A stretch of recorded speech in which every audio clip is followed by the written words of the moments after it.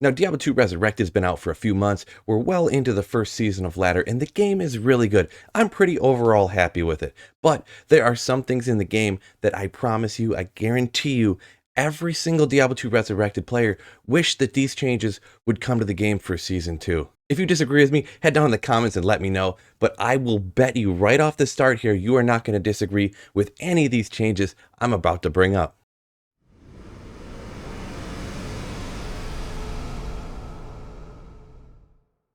Now, I will mention right off the bat, I'm not somebody that wanted a ton of changes to the game even to begin with, so I feel like I'm kind of a good source. It's kind of like the pulse on what things that every single person would want change. Because if you watch any of my live streams, if you've heard me talk about the changes that did come to Diablo 2 Resurrected, or any future changes, I'm pretty much known as the anti-change guy. So just know, I'm not really thinking anything that's absolutely ridiculous. Literally, I honestly believe everybody is going to want these changes. The very first one, and I feel like this would just make everybody's life so much happier here in Diablo 2 Resurrected, and that's some kind of either rune stacking and like gem stacking, or some sort of currency tab. I think the currency tab sounds like the best one in my opinion, but I wouldn't be mad if there's arguments for either the gem and rune stacking or some other sort of method to kind of accommodate or accomplish the exact same thing. I don't really feel that it brings anything to the game to force you to create 9 different mules on ladder just to hold your different gems and your different lower runes that you need, and to have another gem mule just to hold the lower gems that you need to cube up other runes and stuff like that. There's no need to really have all of these different mules everywhere. Why can't you just have one currency tab? You could throw on all the keys you need to farm your torches. You could throw on all different kinds of things, all different kinds of runes, gems, all different kinds of things like that. I kind of feel like this would even almost, it's a little work up front for them, but it would probably save some load on their like servers and stuff, creating all these different characters and like hosting all the different characters. I'm sure nowadays with modern computing power, it's really not that big a deal, I guess probably, but I feel like this would just be so easy to change. It would save people so much time and make the game just more enjoyable. The next one I guarantee that no players are actually going to be disappointed or would be upset about, and that is adding more shared stash tabs. It's kind of a similar thing here. This way you can eliminate having all of these different mules that at the end of the season you just have to end up deleting anyways, but you need to have them in order to save, like I said before, all the different little things that you want to keep. Having more stash tabs are essentially just individual little characters essentially holding more items.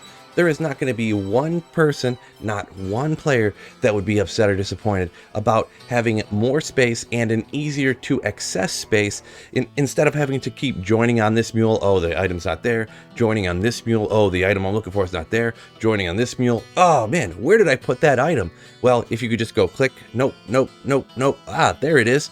Put it on your character and get back to playing the game, getting back to slaying monsters. That's what everybody's looking for here. I believe more stash tabs would be a great change. So a lot of the changes that they did bring to Diablo 2 Resurrected, you can always toggle them on and off. So if you want the original style of the game, you can go ahead and do that. And for this one, I believe they could do that. So even if you don't want to use this particular feature, toggling it on and off would not be a problem.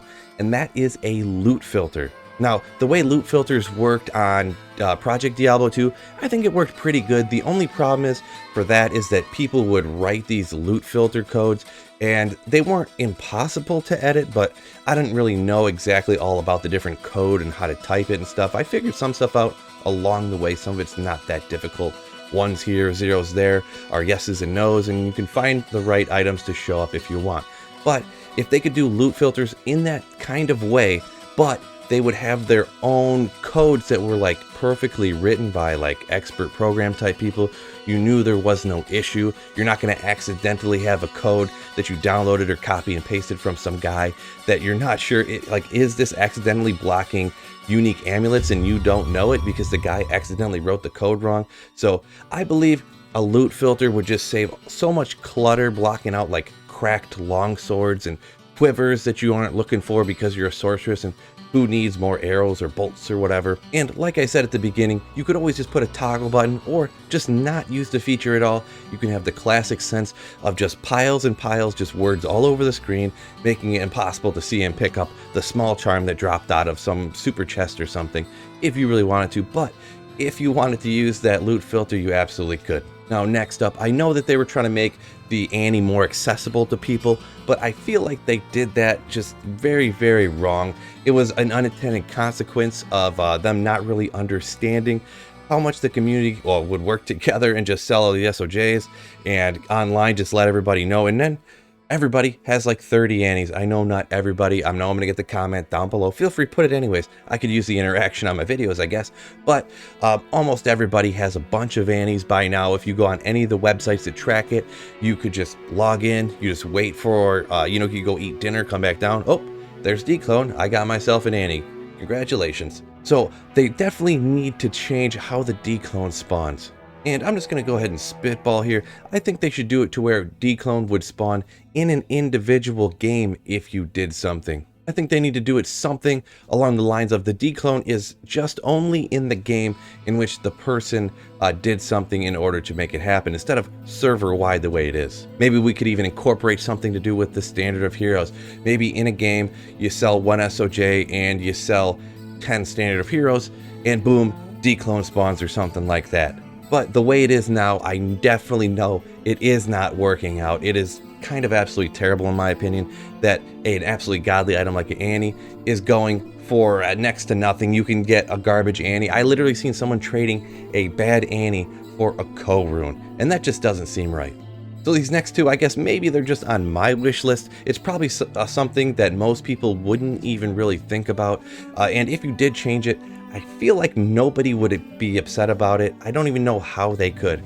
Number one up on the list, for some reason when you ID stuff from Deckard Cain, if it's in your cube in your inventory, it does not get identified. I don't know why that is. It's such a little change. People would be super happy about getting that change. The people that want to fully max out their inventory while holding the cube so you can pick things up, put it in your cube, then go to Cain and identify it. They would be extremely happy. And anybody who could possibly be unhappy about it, I don't know. I can't even see how you could be unhappy about it. A large number of people probably don't even realize this is an issue, probably don't even care that it's there.